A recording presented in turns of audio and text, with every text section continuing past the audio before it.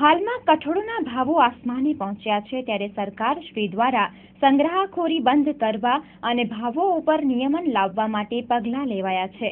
તે અંગે સરકાર શ્રી દ્વારા કઠોળના હોલસેલર્સ અને રિટેલર્સને તેઓની પાસે અનુક્રમે 1000 ક્વિન્ટલ અને 50 ક્વિન્ટલના જથ્થાથી વધારે કઠોળનો સંગ્રહ નહીં કરવા ફરમાન કરવામાં આવ્યું હતું.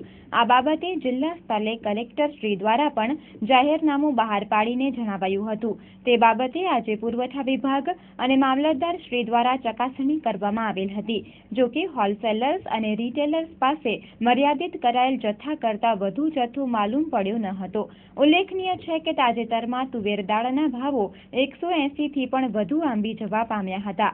ત્યારે સરકાર દ્વારા હોલસેલર્સ અને રિટેલર્સ પાસે સંગ્રહખોરી બંધ કરાવવા જથ્થાની મર્યાદા નક્કી કરવામાં આવી હતી.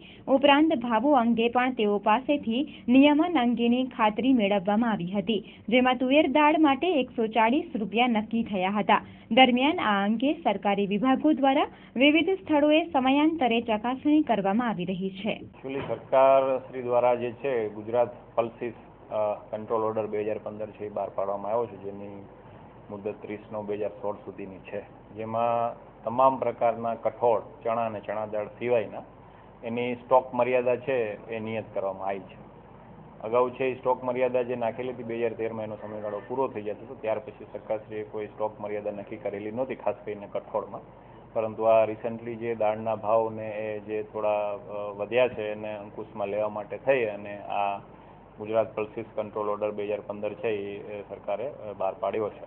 એમાં ખાસ કરીને જે હોલસેલર છે એ પોતાની પાસે 1000 ક્વિન્ટલથી વધારે જે છે એ જથ્થો એમની પાસે રાખી ના શકે.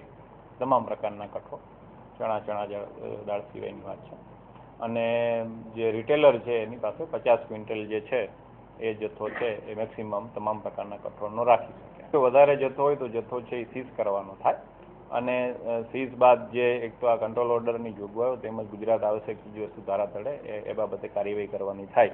આપણા જિલ્લામાં જે હોલસેલર છે એ હોલસેલરની આપણે ચકાસણીઓ કરાવી લીધી છે, પરંતુ કોઈ પાસે 1000 ક્વિન્ટલથી વધારે જથ્થો છે એ મળી આવ્યો નથી.